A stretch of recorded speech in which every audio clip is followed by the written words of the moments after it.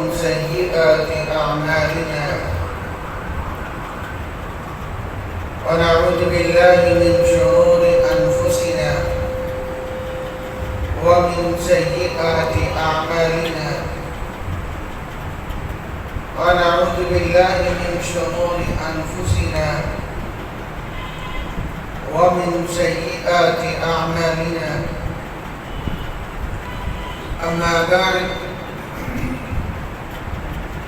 أعوذ بالله من الشيطان الرجيم.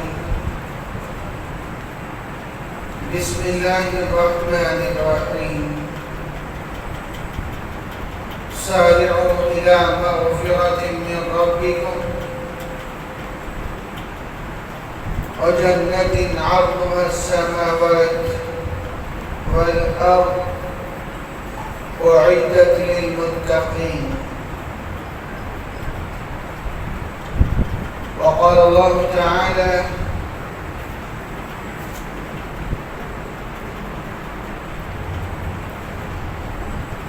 وسيق الذين كفروا إلى جهنم زمرا حتى إذا جاءوها وفتحت أبوابها وقال لهم خزنتها ألم يأتكم رسل منكم يتلون عليكم آيات ربكم وينذرونكم لقاء يومكم هذا؟ قالوا بلى ولكن حقت كلمة العذاب على الكافرين. قيل ادخلوا أبواب جهنم خالدين فيها فبئس مثوى المتكبرين.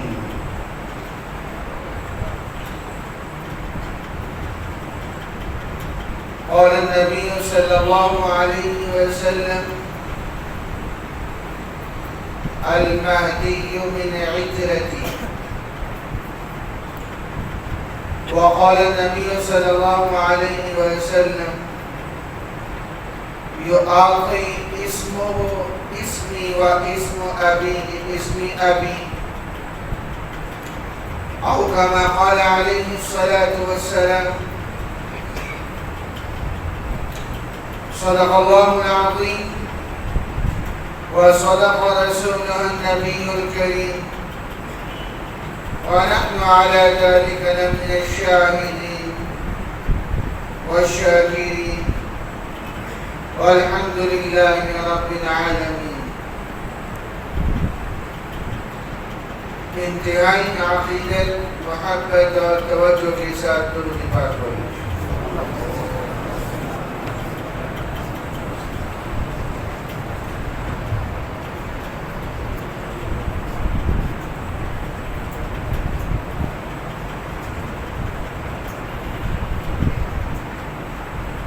تھوڑی دیر کے لیے اپنے موبائل کی گھنٹی بند کر لیں اور اپنی مجلس کو موقوف کر کے متوجہ ہو جائیں۔ جس مجلس میں حدیث مبارکہ کا ذکر ہو، اس مجلس کا وہی ادب ہوتا ہے جو آپ علیہ السلام کا ہوتا ہے، آپ علیہ السلام کی مجلس کا ہوتا ہے۔ نہایت ادب اور یکسو ہو کر بیٹھیں اور اس نیت کے ساتھ بیٹھیں کہ اللہ تعالی اپنے علم میں سے ہمیں بھی عطا فرمائے اور مرتے دم تک ہم سب کا ایمان محفوظ فرمائے۔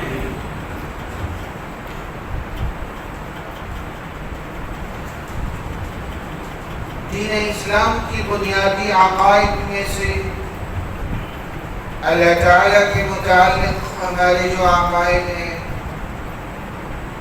انبیاء کرام علیہم السلام فرشتوں سے متعلق اور آسمانی کتابوں اور صحائف سے متعلق جو عقائد تھے،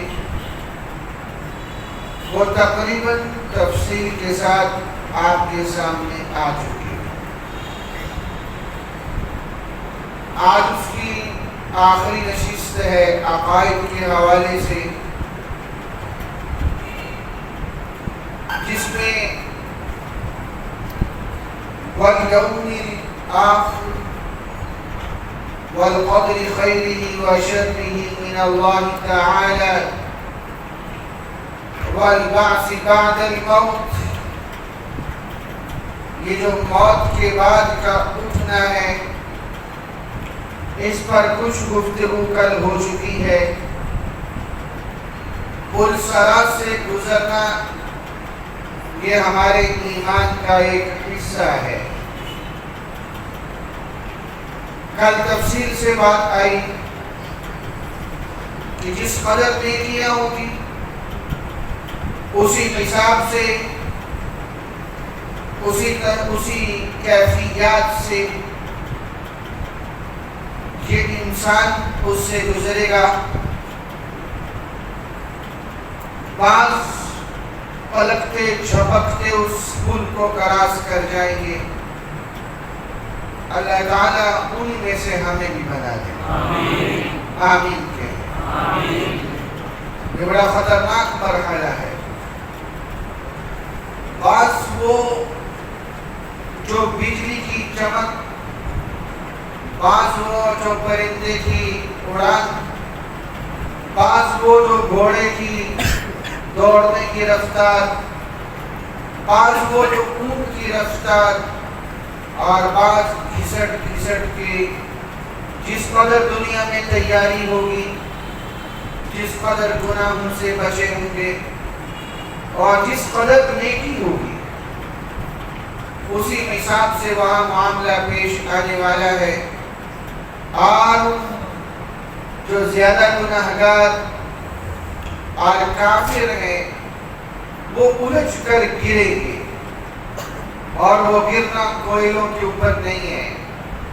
اس میں ہزاروں میل مسافر نیچے گہرائی میں جہنم ہے. اس جہنم کے اندر اس انسان نے گرنا ہے.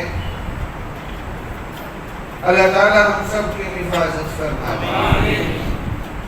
اب یہ جب پل صراط سے پار ہو جائیں گے، جنتی جنت میں، جہنمی جہنم میں، اب اللہ تعالیٰ موت کو ایک جانور کی شکل میں لائیں گے، مینڈے کی شکل میں، اور آواز دی جائے گی جنتیوں کو بھی جہنمیوں کو بھی کہ آج موت کو موت دی جا رہی ہے. دیکھو اس موت کو مینڈے کی شکل میں ذبح کیا جائے گا اور اعلان ہوگا. حدیث مبارکہ کا مفہوم ہے اس دن اگر کسی جنتی نے خوشی سے مرنا ہوتا تو مر جاتا کہ ان نعمتوں میں ہمیشہ ہمیشہ رہنا ہے.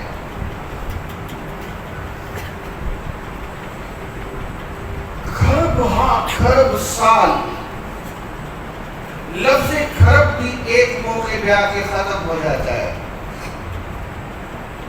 یہ میں بھی جنت سے متعلق عقائد بتاؤں گا. تو ایک عقیدہ ہے خالدین فیہا، جو جنت میں چلا گیا اب ہمیشہ ہمیشہ جنت میں رہے گا. اس دنیا میں محنت کرتے کرتے انسان بناتے بناتے بنگلہ بناتے بناتے خود قبر میں پہنچ جاتا ہے. ہر وقت ایک فکر ہے، بنا تو رہا ہوں پتہ نہیں خود بھی رہ پاؤں گا کہ نہیں. ہمارے ہمسائے میں ایک بہت شاندار کوٹھی بنی. جس دن اس کا افتتاح تھا اس دن بنانے والے کی میت اسی گھر سے نکل رہی تھی. یہ 20 عبرت کی نشانی.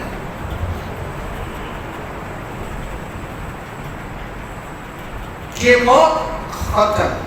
حدیث کا مفہوم ہے اس دن اگر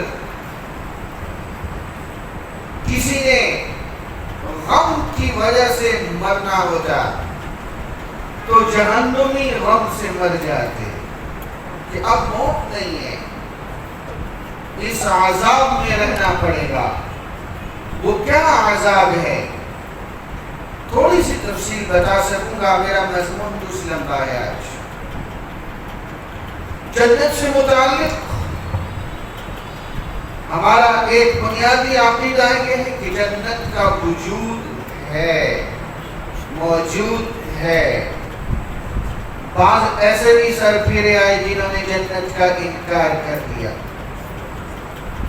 قرآن مجید میں اللہ تعالیٰ فرماتے ہیں سابعوا الی مغفرۃ من ربکم وجنة عرضها السماوات والأرض أعدت للمتقين۔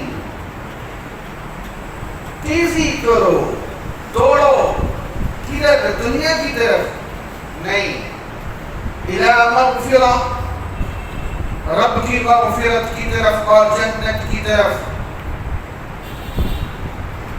جو زمین و آسمان کی چوڑائی میں ہے۔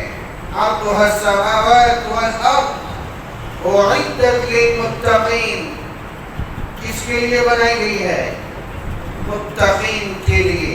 اعدت للمتقین، سب سے جو آخری جنتی جنت میں جائے گا،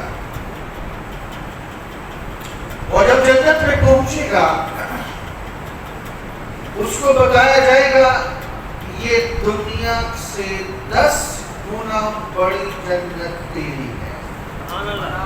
آخری جنت دنیا سے کتنی بڑی؟ بولے کچھ بولو گے تو اندر جائے گا۔ پتہ چلا انسان اگر اپنی خواہشات کو پورا کرنا چاہتا ہے تو دنیا اگر 9 گنا بڑی مل جائے تو بھی اس کی خواہش پوری نہیں ہوگی۔ ایک دو محل تو بہت دور کی بات ہے، یہاں خواہش کو پورا کرنے کے لیے 10 گنا بڑی دنیا چاہیے۔ پھر جا کے انسان یہ امید رکھے آخری جنتی، اور وہ جنتی کہے گا میرے یہ موضوع نہیں ہے، میں نے تو عقائد کی باب کی تفصیل میں جانا ہے۔ وہ جنتی کہے گا میرے ساتھ مذاق کر رہے، اس کو پتا ہے دنیا میں میری حرکتیں کیا تھی۔ اللہ میاں میرے ساتھ مذاق کر رہے؟ نہیں بھائی یہ مذاق نہیں ہے، دنیا سے 10 گنا بڑی جنت سب سے آخری جنتی کی ہے۔ لیکن کامیاب کون ہے؟ فمن زحزح عن النار وادخل الجنة فقد فاز۔ اصل کامیاب وہ ہے جو جہنم میں جانے سے بھی بچ گیا۔ اصل یہ ایمان والا ایک نہ ایک دن ضرور جنت میں جائے گا، لیکن اصل کون ہے؟ فمن زحزح عن النار، جو جہنم میں جانے سے بچ گیا۔ اس میں 5 چیزیں ہیں۔ جو چاہتا ہے روح آسانی سے نکلے، جو چاہتا ہے قبر کی سختی سے بچ جائے، جو چاہتا ہے حشر میں عرش الہی کا سایہ ملے، جو چاہتا ہے پل صراط سے تیزی سے گزر جائے، جو چاہتا ہے ہمیشہ کی جنت میں بغیر تکلیف کے جائے۔ 5 چیزوں پہ آنا پڑے گا۔ نمبر 1، عقائد درست ہو، جدھر میرا 3 4 دن ہے میرا سبق چل رہا ہے۔ نمبر 2، ہر عمل سنت کے مطابق ہو۔ یہ مضامین میرے آگے آنے والے ہیں تفصیل سے۔ ہر عمل سنت پہ آ جائے تو قبول ہے، ورنہ جتنے مرضی دھکے کھاتے رہو، اپنے برادری کو راضی کرتے رہو، اللہ کے ہاں رتی برابر بھی اجر نہیں ہے۔ نمبر 3، معاملات درست ہو، کسی کا حق نہ کھایا ہو۔ نمبر 4، اخلاق درست ہو۔ نمبر 5، معاشرت درست ہو۔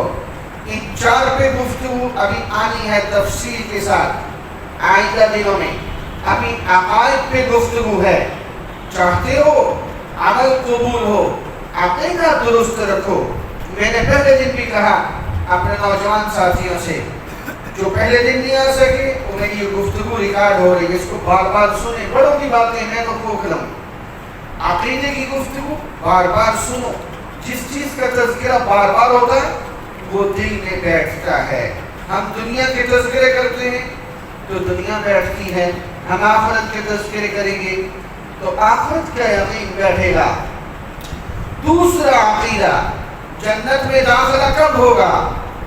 قیامت سے پہلے نہیں ہو سکتا۔ حضرت آدم علیہ السلام اما ہوا وہ ہو کے آ گئے، اب قیامت سے پہلے جنت میں کوئی نہیں جا سکتا، یہ ہمارا عقیدہ ہے۔ اور سب سے پہلے کون جائے گا؟ یہ حدیث مبارکہ ہے مسلم شریف کی، آپ صلی اللہ علیہ وسلم نے فرمایا جس کا مفہوم ہے میں سب سے پہلے جنت کا دروازہ کھٹکھٹاؤں گا، اندر سے فرشتہ پوچھے گا جس کی ڈیوٹی ہے کون ہے، اس کو بتایا جائے گا، آپ علیہ السلام فرمائیں گے اپنا تعارف محمد صلی اللہ علیہ وسلم، وہ فرشتہ کہے گا ہاں مجھے کہا گیا تھا سب سے پہلے دروازہ ان کے لیے کھلے گا۔ اور ایک اور حدیث سنے کہ ایمان تازہ ہو، آپ صلی اللہ علیہ وسلم نے فرمایا کوئی نبی اس وقت تک جنت میں نہیں جا سکتا جب تک میں نہ چلا جاؤں، اور کسی نبی کی امت اس وقت تک جنت میں نہیں جا سکتی جب تک میری امت جنت میں نہ چلے۔ چلو وقت بچا تو یہ بھی بتاؤں گا کہ میرے نبی کے صدقے ہمیں کیا کچھ ملا ہے۔ کبھی بل جمع کرواتے ہو لائن لگی ہوتی ہے نا ٹکٹ دیتے ہوئے، کوئی پیچھے سے آگے آئے نا پیچھے سے نکل کے طبیعت پہ کتنا بوجھ بنتا ہے۔ سارے انبیاء کی امتیں پہلے آئی ہیں، جنتی ہونے کا فیصلہ ہو چکا ہے، وہ جنت میں کھڑی ہیں، ایک اعلان لگے گا آج میرے لاڈلے نبی کی لاڈلی امت جو آئی سب سے آخر میں ہے جنت میں سب سے پہلے جائے۔ تو جنت میں سب سے پہلے امام الانبیاء میرے اور آپ کے آقا حضرت محمد مصطفیٰ بلند آواز سے صلی اللہ علیہ وسلم کی ذات گرامی تشریف لے کے جائیں گے، پھر یہ امت جنت کے اندر جائے گی۔ اور جو چلا گیا تیسرا عقیدہ جنت سے متعلق، جو جنت میں چلا گیا تو یہ دائمی ہے، فادخلوها خالدین، ایسے نہیں ہے کہ کبھی کسی معاملے پہ ناراض ہو کے کہا جائے چل بابا جنت سے نکل، ایسے نہیں ہے، جو چلا گیا اب ہمیشہ ہمیشہ کے لیے چلا گیا۔ اس کا دار و مدار اس دنیا کی زندگی کی چند روزہ زندگی پہ ہے، صحیح گزار لو، معاملہ صحیح کر کے چلے جاؤ، میرے نبی کی سنتوں پہ عمل پیرا ہو کے چلے جاؤ، ہمیشہ ہمیشہ کا سکھ انتظار کر رہا ہے۔ جو چلا گیا تو جنت دائمی ہے، پھر نکلے گا نہیں۔ یہاں ہم ہر وقت سوچتے ہیں مرنا ہے، قبر ہے، حشر ہے، آگے کی زندگی ہے، وہاں جا کے یہ سوچ نہیں ہے، ہمیشہ ہمیشہ نعمتوں کے اندر رہنا ہے۔ وَقَالَ لَهُمْ خَزَنَتُهَا سَلَامٌ عَلَيْكُمْ طِبْتُمْ فَادْخُلُوهَا خَالِدِينَ، فرشتہ بھی کہے گا آج تم ہمیشہ ہمیشہ کے لیے جنت میں داخل ہو جاؤ۔ اور جو جنت کا مستحق ہے وہ صرف ایمان والا ہے، کافر کبھی جنت میں نہیں جا سکتا۔ حَتَّى يَلِجَ الْجَمَلُ فِي سَمِّ الْخِيَاطِ، اللہ تعالیٰ فرماتے جس طرح سوئی کے نکے سے اونٹ نہیں گزر سکتا، اس طرح کافر جنت میں نہیں جا سکتا۔ کافر ہونے کے لیے ہندو ہونا شرط نہیں ہے میرے عزیز۔ آج کا ٹی وی، آج کی ڈش، آج کی کیبل، میں ڈرتے ہوئے بتا رہا ہوں میرے نوجوان کا ایمان چھین رہی ہے۔ جس نے انبیاء سے متعلق بنی ہوئی فلمیں دیکھ لی، یوں یوسف علیہ السلام، یعقوب علیہ السلام، آدم علیہ السلام، ابراہیم علیہ السلام کس کس نام سے فلمیں بنی، دی میسج کے نام سے صحابہ کو فلمایا گیا۔ اس دی میسج میں جب یہ فلم بنی، ہماری ایک ڈیوٹی ہے ختم وہ دفتر میں، اس وقت میں کراچی دفتر تھا، تو ذمہ داری لگی ذرا چیک کرو اس میں کہاں کہاں توہین ہے، کاروائی ہو سکے۔ 18 جگہوں پر صرف ہمارے نبی کی توہین تھی اس فلم کے اندر، اور دیکھنے والا سمجھ رہا ہے یہ تو ابو لہب ہے، یہ بھونکتا ہے جو اس کا حق ہے۔ آج ابو لہب بن کے کس کو جرأت کہ میرے نبی کی شان میں بکواس کرے، اور دیکھنے والا مسلمان اس کو اسلامی سمجھ کے دیکھ رہا ہے۔ میں نے 20 نوجوانوں کو ٹٹولا، تم نے فلم دیکھی ہے؟ وہ کہنے لگا میں نے دیکھی ہے۔ مجھے 25 میں سے 24 نے کہا کہ میں نے دیکھی ہے۔ تمام مکاتب فکر متفق ہیں، جس نے یہ فلم دیکھی اس کا ایمان نہیں بچا۔ بہت ہم خطرناک پرخار زمانے میں چل رہے ہیں۔ یہ کورس اسی لیے رکھا گیا، سنو اور سمجھو، کہیں دھوکے میں موت تک نہ پہنچ جانا۔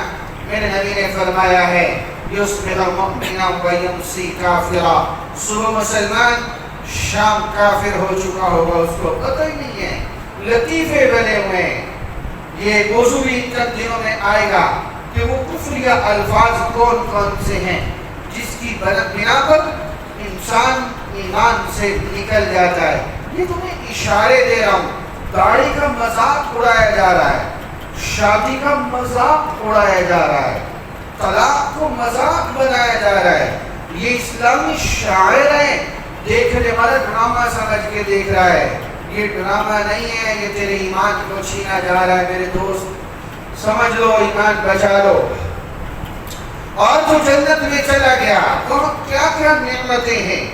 سب سے بڑی نعمت میرے رب کا دیدار ہے، اور یہ میرے عقیدے کا حصہ ہے۔ اللہ ہم سب کو نصیب فرما دے۔ وہ کیسا زبردست ماحول ہوگا، اللہ تعالیٰ خود فرمائیں گے ہاں بھائی کچھ اور مانگ، جنتی کہے گا سب کچھ تو مل چکا۔ اللہ تعالیٰ فرمائیں گے اچھا کچھ اور، وہ کہے گا اللہ تیری رضا چاہیے، اللہ فرمائیں گے رضا تھی تو جنت میں آئے، تیرا کون سا عمل ایسا تھا جو تجھے جنت میں لایا ہے، کچھ اور مانگ۔ پھر اللہ تعالیٰ جنتیوں کو دیدار کروائیں گے، پھر جس کی جتنی نیکی اتنی دفعہ اتنا عرصہ وہ رب کا دیدار کرے گا۔ جنت کی نعمتوں میں سے سب سے بڑی نعمت ہے جب رب کا دیدار کرے گا تو یہ جنتی جنت کو بھول جائے گا، یہ ایک سب سے بڑی نعمت۔ دوسری بڑی نعمت، ہر جنتی کے گھر میں 4 نہریں بہ رہی ہوں گی، یہ فطرت کا تقاضا ہے۔ دنیا میں بڑے بڑے بادشاہوں کے محل ہوتے، گھر کے اندر سے نہریں ہوتی ہیں، بڑی بڑی نہریں، یہ بڑا خوبصورت نظارہ ہے۔ جنات تجری من تحتها الانہار، اور موسیٰ علیہ السلام بھی بہتے ہوئے فرعون کے محل میں پہنچ گئے تھے۔ یہ جنات تجری من تحتها الانہار فیہا انہار من ماء غیر آسن، 4 قسم کی نہریں، وانہار من لبن لم یتغیر طعمه وانہار من عسل مصفى، یہ دودھ کی نہر، شہد کی نہر، شراب کی نہر، پانی کی نہر، یہ 4 نہر ہر جنتی کے محل کے اندر سے گزرے گی۔ اور وہ نہر کیسی ہوگی؟ جب عیدگاہ کی مسجد میں بیٹھ کے کوئی بیان کرے نہر ہوگی، ہم جلدی سے یہ جناب یہ جو اندھے والے پل کی نہر ہے اس کو سوچتے ہیں، اتنی سی نہر چل رہی ہوگی۔ میرے نبی نے فرمایا ما لا عین رأت ولا اذن سمعت ولا خطر على قلب بشر، کسی دل پہ اس کا تصور بھی نہیں گزر سکتا۔ یہ نہر مٹی کے اندر نہیں ہے، جنت میں مٹی تو ہے ہی نہیں، یہ نہر یہ اوپر ہے، یوں سمجھے دائما شیشے ہیں، شیشے نہیں ہوں گے، وہ میرے رب کی قدرت سے بہ رہی ہوگی۔ یہ دودھ کی نہر ہے جس میں کبھی خراب نہیں ہونا. دنیا میں جتنا بھی دے لو صاف دودھ کو بندہ ترس جاتا ہے. تھن کے نیچے سے دودھ لو تو کیمیکل والا ملتا ہے. وہ جنت کی نہر ہے جو دنیا میں تھوڑا سا صبر کرنے سے ملنی ہے. شہد کی نہر ہے پوری. یہاں کہتے ہوتے چھوٹی چھوٹی مکھی کا شہد چاہیے, 80% کو تو ملتا ہی نہیں ہے, سوچتے بھی نہیں ہے کہ اتنا مہنگا ہے. وہ شہد ہے کہ پوری نہر ہے. کتنی گندی دنیا کے پیچھے ہم لگ گئے, ایک موت کے جھٹکے تک ہم سے صبر نہیں ہو رہا. اچھا وہ نہر یوں نہیں ہے کہ محل کے اندر سے گزری تو گزرتی جا رہی ہے, ساری عمر وہیں سے پڑی ہوئی ہے. نہیں, انسان کی فطرت ہے, بدلتا ہے. گھر کے سامان کو بدلا جاتا ہے, خصوصاً عورتوں کی طبیعت ہوتی ہے. گھر کا سامان, آج کرسیاں ادھر ہیں تو ادھر کر دو, یہ ٹیبل ادھر کر دو, کچھ بدلا سا اچھا لگتا ہے. تو یہ محدثین نے لکھا ہے, یہ جنتی سوچے گا یہ نہر ذرا یوں آج تک دائیں طرف سے بہ رہی تھی, اس کو بائیں طرف سے ہو کے پھر دائیں طرف سے بہنا چاہیے. ابھی یہ سوچ رہا ہوگا وہ نہر اس طرح بہنا شروع کر چکی ہوگی. ابھی یہ سوچ رہا ہوگا کہ یہ دودھ کی نہر یوں آئے, یہ شہد کی نہر یوں آئے, یہ شراب کی نہر یوں آئے. وہ شراب دنیا والی نہیں ہے میاں, وہ شراب تو وہ ہے جس کو پی کے رب کی محبت اور بڑھ جائے گی, اور رب سے رشق حقیقی میں اور لذت آ جائے گی. یہ نہریں محل کے اندر سے ہر جنتی کی, اور جنت میں محل بنانا بڑا آسان ہے. دنیا میں محل کا لفظ ہم سوچتے ہی نہیں ہیں. ہم کہتے ہیں 5 مرلے کا 10 مرلے کا مل جائے تو گزارا ہو جائے. جنت کا محل بڑا آسان ہے. 10 دفعہ سورہ اخلاص پڑھو, جنت کا محل بن جائے گا. کتنا آسان ہے, کتنا آسان ہے. اپنے بڑوں والوں کو بخشو, 10 دفعہ سورہ اخلاص پڑھو, جنت میں محل بن گیا, اللہ کی قسم بن گیا. اب اس کی وہ محل کی ایک اینٹ سونے کی ہے, ایک چاندی کی ہے, زعفران کی مٹی ہے, مشک کا گارا ہے. جس زعفران کے ایک ذرے کو سونگھنے کے لیے یہاں کا غریب ترستا ہے. ساری جنت کی مٹی زعفران کی ہے. وہ جو اینٹیں جڑی ہوئی ہیں سونے اور چاندی کی ہیں, وہ درمیان میں مشک کا گارا ہے. جو جتنی بڑی جنت میں ہے اتنا ہی اس کا بڑا محل ہے. اور جنت کے اندر کسی کے ساتھ رنجش نہیں ہوگی, سارے جنتی برابر, سب کی آپس میں محبتیں. یہ رنجش یہ مرض ہے, دنیا میں ختم کر لو تو اچھا رہے گا, ورنہ جہنم کی واشنگ مشین میں دھویا جائے گا. یہ عادتیں خراب نکالی جائیں گی تاکہ جنت میں جا کے پھٹے نہ کرے. اور باغات ہیں, قرآن مجید میں آتا ہے ایسے باغات ہوں گے کہ اس کے اندر جو پھل ہیں جھکے ہوئے. قرآن مجید سنا رہا ہوں, یہ جنتی کہے گا ارے یہ تو وہی پھل دوبارہ آ گیا, وہ دنیا میں جس طرح کا سیب دیکھا تھا یہ پھر ویسا ہی آ گیا. نہیں, اللہ تعالیٰ فرمائے کہ یہ ویسا نہیں ہے, اس کو کھا کے دیکھ, اس کو جب کاٹے گا اس کی ہر کاٹ کے علیحدہ ذائقہ ہوگا. دنیا میں انسان 3 کھا لے تو انسان کی طبیعت بھر جاتی ہے, وہاں انسان کھاتا رہے گا طبیعت نہیں بھرے گی. اور جتنا مرضی کھا لے وہاں نہ بلغم ہے, نہ ریشہ ہے, نہ پاخانہ ہے, ہلکا سا خوشبودار پسینہ آئے گا. جو کھایا وہ سارا کا سارا ہضم ہو جائے گا. لحم طیر, پرندے.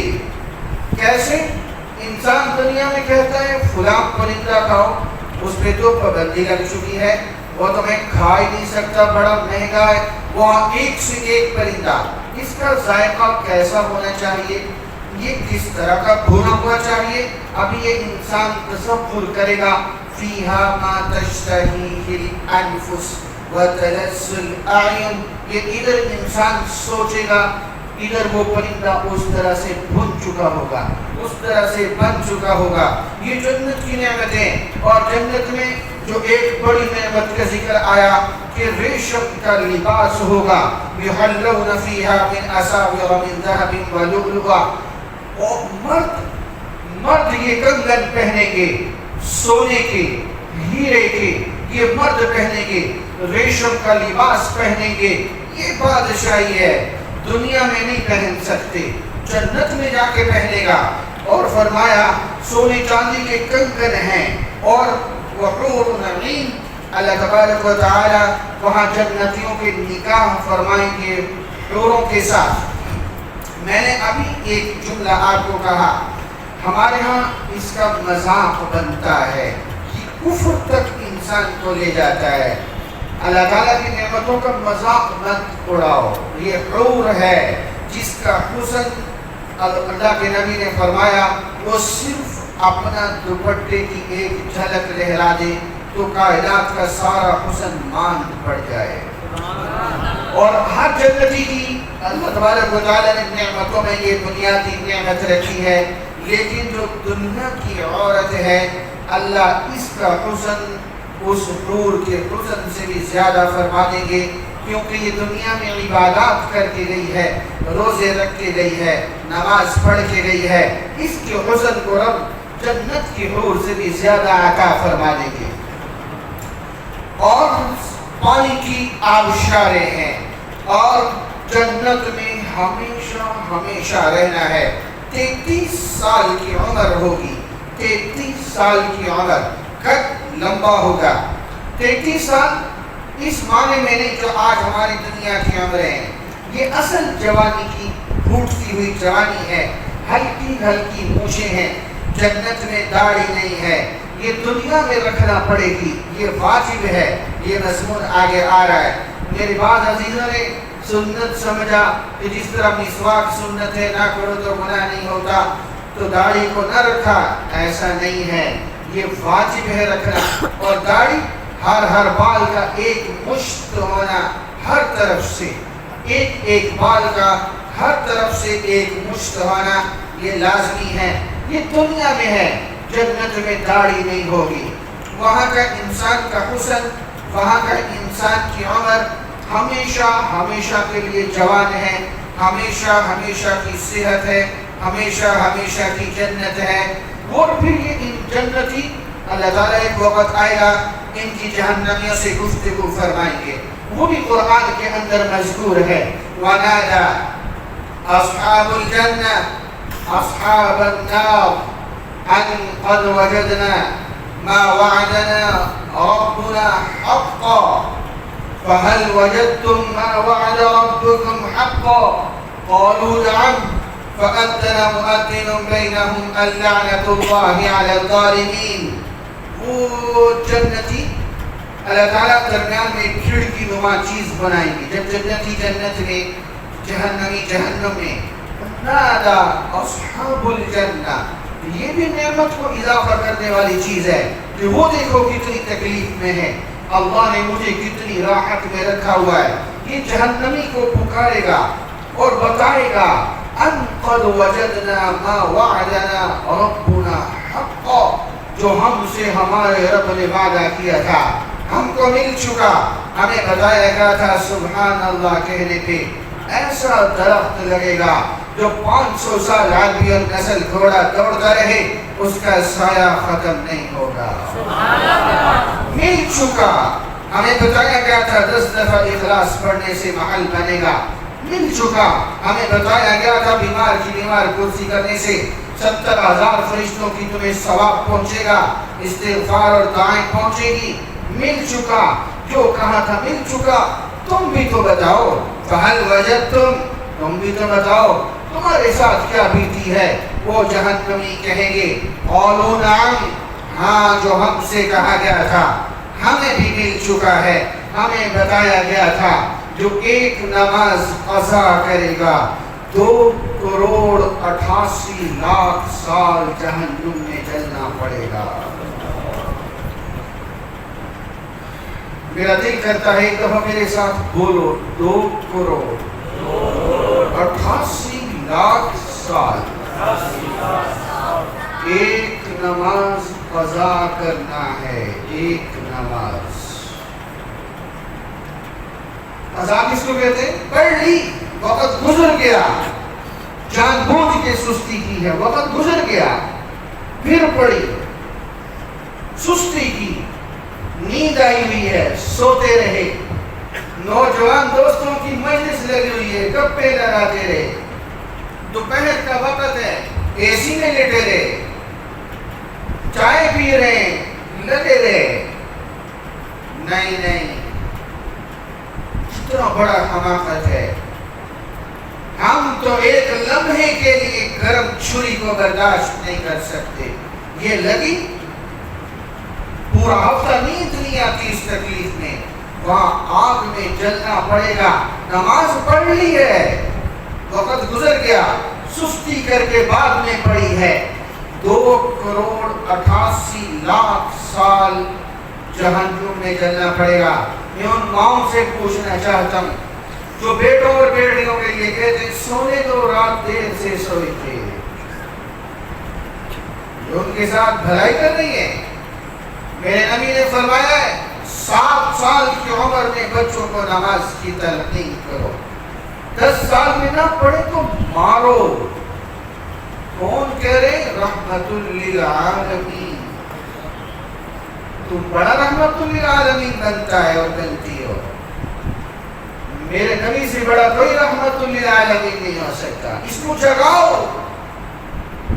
یہ جو 10 سال کی عمر سے عادت پڑے گی پھر ساری زندگی نہیں چھوٹے گی۔ یہ میرے نبی فطرت کی زندگی پہ انسان کو لا رہے ہیں۔ قالوا نعم، ہاں مجھے بتایا گیا تھا جو 3 دن سے زیادہ دوسرے مسلمان سے ناراض رہے گا مرے گا، سیدھا جہنم میں جائے گا۔ مجھے بتایا گیا تھا، آج میں بھگت رہا ہوں۔ میں سمجھتا تھا میں تو 5 وقت کا نمازی ہوں، میں تو بڑے صدقے دیتا ہوں، جنت تو بنی میرے واسطے ہے۔ نہیں، یہ اس وقت اس انسان کو پتہ چلے گا۔ قالوا نعم فأذن مؤذن بينهم اللعنة الله على الظالمين الذين يصدون عن سبيل الله۔ آواز دینے والا دے گا جو اللہ کے رستے سے روکتے تھے۔ تیرا تو داڑھی کا مذاق اڑاتا تھا، تیرے مذاق کو سن کر کسی نوجوان نے سوچا میں بھی داڑھی نہیں رکھتا، یہ تو رستہ دین کو روک رہا ہے، تو دین کا مذاق اڑا رہا ہے۔ اب بھگت۔ وَنَادَى أَصْحَابُ النَّارِ أَصْحَابَ الْجَنَّةِ أَنْ أَفِيضُوا عَلَيْنَا مِنَ الْمَاءِ أَوْ مِمَّا رَزَقَكُمُ اللَّهُ۔ پھر یہ جہنمی کہے گا اس جنتی کو أَنْ أَفِيضُوا عَلَيْنَا مِنَ الْمَاءِ، ارے تھوڑا سا پانی تو دے، آگ میں چل رہا ہے، تھوڑی سی امید بنی نا جنت کو دیکھ کے۔ ان افیضوا علینا من الماء او مما رزقکم اللہ، یا 2 لقمے تو دے۔ عرصہ ہو گیا آگ میں جلتے ہوئے۔ قالوا ان اللہ حرمہما علی الکافرین، تو کہا جائے گا حرام ہو چکا یہ تیرے اوپر، دنیا میں تو مزے کرتا رہا، دنیا مزے کی جگہ نہیں تھی، وہ صبر شکر کی جگہ تھی، تو نے دنیا میں صبر نہیں کیا، آج تیرے اوپر اس کو حرام قرار دے دیا گیا ہے۔ یہ جنت ہے جہاں انسان نے ہمیشہ رہنا ہے۔ دیکھیں یہ گھیرا مضبوط کرو، پھر آپ کو دال دلیا کھانا آسان ہوگا، پھر اچار سے روٹی کھانا آسان ہوگا، پھر نظریں جھکانا آسان ہوگا، پھر بے حیائی سے بچنا آسان ہوگا، پھر سچ بولنا آسان ہوگا۔ یہ عقیدہ مضبوط کرو کہ ایک زندگی ایسی آنے والی ہے جو ہمیشہ کی ہے۔ ہم کمیونسٹ نہیں ہیں جو کہتے ہیں مر کے مٹی ہو گئے تو ختم ہو گئے، جو مزے کرنے ہیں ادھر کرو۔ ہماری تو زندگی آگے سے شروع ہوتی ہے، ہم تو اس دنیا کو عارضی کہتے ہیں۔ یہ عقیدہ مضبوط کرنا ہے۔ اور ایک جہنم ہے، اس سے پہلے ایک اعراف ہے۔ وَنَادَى أَصْحَابُ الْأَعْرَافِ رِجَالًا يَعْرِفُونَهُمْ بِسِيمَاهُمْ قَالُوا مَا أَغْنَىٰ عَنْكُمْ جَمْعُكُمْ وَمَا كُنْتُمْ تَسْتَكْبِرُونَ۔ یہ وہ جگہ ہے جہاں جنت، جہاں نیکیاں اور گناہ والے برابر ہیں۔ یہ اس میدان میں ہیں، نہ جنت کی راحت ہے نہ جہنم کا عذاب ہے، چٹگل میدان ہے، ایک عرصہ یہاں رہیں گے لیکن بالآخر میرے نبی کی سفارش سے اللہ تعالیٰ ان کو بھی جنت کے اندر داخل فرما دیں گے۔ یہ بھی عقیدے کا حصہ ہے۔ اور اس کے بعد جو جہنم ہے تو جہنم بھی بن چکی ہے، قیل ادخلوا ابواب جہنم خالدین فیہا، وہ جنت بن چکی ہے۔ اس کے اندر تھوڑا سا تذکرہ کرتا ہوں، یہ لباس آگ کا اور یہ جسم انسان کا چمڑا بدلناہم جلودا، اللہ تعالیٰ فرماتے ہیں یہ جلے گا میں پھر بدلوں گا۔ آنے واحد میں یہ دنیا کی آگ تھوڑی ہے، آخرت کی آگ ہے۔ کبھی ان بھٹیوں کی آگ دیکھا کرو جہاں لوہا بنتا ہے، وہ آخرت کی میرے رب کی عذاب کی آگ ہے جو دنیا کی آگ سے 70 گنا تیز آگ ہے۔ وہاں پر کیا ہوگا؟ یہ چمڑے کی کیا حیثیت ہے؟ بدلناہم جلودا، جلے گا پھر بنے گا۔ ایک دفعہ جل کے ختم ہو گیا، عذاب ختم ہو گیا، ایسے نہیں ہے، یہ جلے گا پھر بنے گا، پھر جلے گا پھر بنے گا، آنے واحد میں کئی دفعہ جل کے بنے گا پھر جلے گا۔ یہ مسلسل تکلیف اس انسان کو ہونی ہے۔ ان شجرۃ الزقوم طعام الاسیم کالمہل یغلی فی البطون کغلی الحمیم خذوہ فاعتلوہ الی سواء الجحیم، اس کو وہ درخت کھانے کو دیا جائے گا جو اندر جائے گا، انتڑیاں ٹوٹ ٹوٹ کے باہر نکلے گی انسان کی۔ یہ انسان مسلسل مانگے گا اللہ سے پانی، اس کو وہ انسانی جسموں سے نکلنے والی پیپ دی جائے گی، یہ پیو، یہ تمہاری آج غذا ہے۔ تمہیں دنیا میں سمجھایا گیا تھا، تیری کھوپڑی میں آیا نہیں تھا، تجھے کہا گیا تھا غیروں کی مجلس میں مت جا، ظالموں کی مجلس میں مت بیٹھ، تیری کھوپڑی نے کام نہیں کیا تھا۔ یہ پیپ ہے جو تیرا پینا ہے، یہ شجرۃ الزقوم ہے جو تیرا کھانا ہے، اور اس کے سر کے اوپر مسلسل پانی ڈالا جائے گا۔ وَنَادَوْا يَا مَالِكْ لِيَقْضِ عَلَيْنَا رَبُّكَ، ایک لمبا عرصہ یہ چیخیں گے، 1000 سال جہنم کے فرشتے کو پکاریں گے، اس کا نام مالک ہے۔ 1000 سال دنیا میں تو ایک لمحہ رب کو بلاؤ تو رب جواب دیتا ہے، وہ جہنم ہے 1000 سال جلنے کے بعد یہ مسلسل پکاریں گے، وَنَادَوْا يَا مَالِكْ لِيَقْضِ عَلَيْنَا رَبُّكَ، جنت نہیں مانگیں گے، اے اللہ اے مالک، اے فرشتے اپنے رب سے کہو ہمیں موت دے دے، ہم جل جل کے پھر بنتے ہیں پھر چلتے ہیں، ہمیں پیپ دی جاتی ہے۔ یہ ایک دفعہ رب سے کہو کہ ہمیں موت دے دے، ہمیں موت دے دے۔ اللہ تبارک و تعالی 1000 برس کے بعد متوجہ ہوں گے، 1000 برس، یہ لفظ پہ غور کرو، 1000 برس کے بعد۔ اخسئوا فیہا ولا تکلمون، اخسأ یہ اس کتے کے لیے استعمال ہوتا ہے جس کو دھتکار نہ ہو، عربی میں اخسأ، کتے کی طرح بھونک رہے ہو، دفعہ دور ہو جاؤ، آج کے بعد مجھ سے کلام بھی مت کرنا۔ کیا تمہیں بتایا نہیں گیا تھا؟ تمہیں کہا نہیں گیا تھا نبی کے طریقوں پہ چلو، وقت کو سوچ کے گزارا کرو، حرام کے لقمے سے بچو۔ اخسئوا فیہا ولا تکلمون، 1000 برس کے بعد یہ ایک صدا آئے گی اور یہ جہنمی کی مایوسی اور بڑھ جائے گی۔ جو کافر ہے ہمیشہ ہمیشہ جہنم میں رہے گا۔ عقیدہ بچا کے چلنا میرے عزیز، گناہگار ہے توبہ کر گیا اللہ معاف کر دیں گے۔ توبہ ایسی کرو رات کو سوتے ہوئے سچے دل سے اللہ تعالیٰ سے باتیں کیا کرو۔ یہ میرے بڑوں کی بات بتا رہا ہوں، کبھی کبھی اللہ سے باتیں کیا کرو، اکیلے لیٹے ہو نا، اللہ تعالیٰ سے باتیں کرو، اے اللہ میں تیرا بندہ ہوں کمزور سا، مجھے معاف کر دے۔ اللہ کی قسم میری رب کی رحمت فوراً متوجہ ہوتی ہے۔ میرے نبی نے فرمایا کم از کم 100 دفعہ تو استغفار پڑھو، استغفر اللہ ربی من کل ذنب واتوب الیہ۔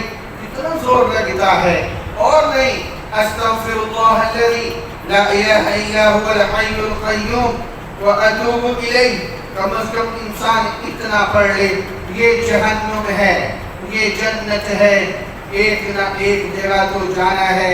عقیدہ بچا کے چلے جاؤ کہ اللہ ہمیشہ کی جنت میں اکٹھا کر دے، اور میرے نبی کا دسترخوان ہے، سبحان اللہ۔ اور ادھر جہنم ہے جہاں پیپ ہے اور جہاں بدترین لوگوں کی مجلس ہے۔ اللہ ہم سب کے ایمانوں کی حفاظت فرما دے۔ عقیدے میں آخری چیز برزخ میں نے بتانی ہے۔ برزخ کیا ہے؟ قیامت اور موت کے درمیانی عرصے کو برزخ کہتے ہیں۔ یہ میرا ایک علیحدہ مضمون ہے۔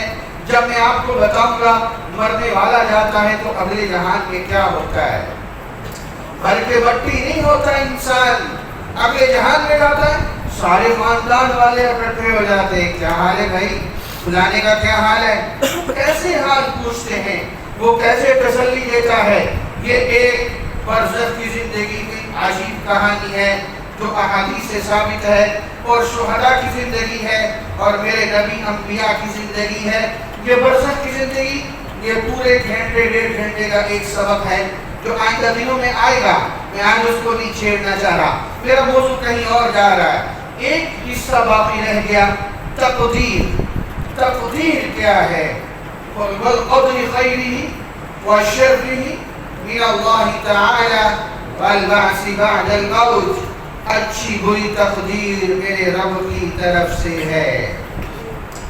زیادہ بحثوں میں مت پڑو، میرے نبی نے اس سے بھی روکا ہے، تقدیر کی بحثوں میں مت پڑو۔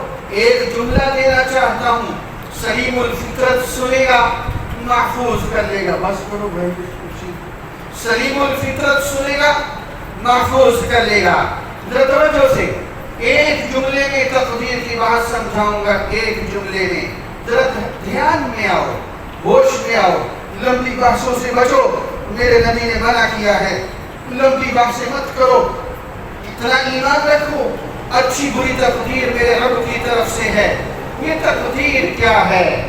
تقدیر یہ ہے میرے رب کا علم بڑا کامل ہے، میرے رب کا علم بڑا طاقتور ہے۔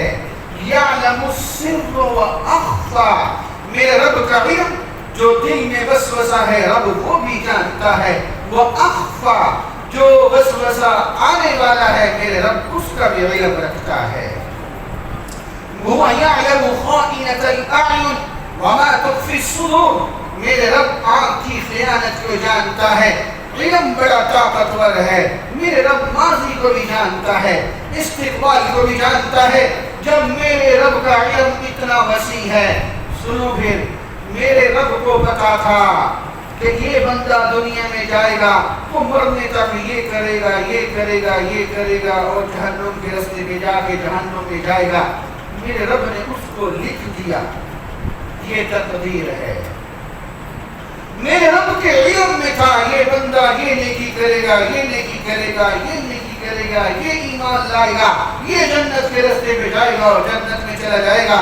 میرے رب کا علم کامل ہے، میرے رب کو پتا تھا اس نے یہ کرنا ہے، اللہ نے وہ اپنے پاس تقدیر میں لکھ دیا، تو ظلم کدھر ہے؟ یہ تقدیر ہے، میرے رب کو سب پتا تھا کہ یہ بندہ کیا کرے گا، اللہ نے وہ لکھ دیا۔ یہ میں نے ایک جملے میں تقدیر کی بحث کو نمٹایا ہے۔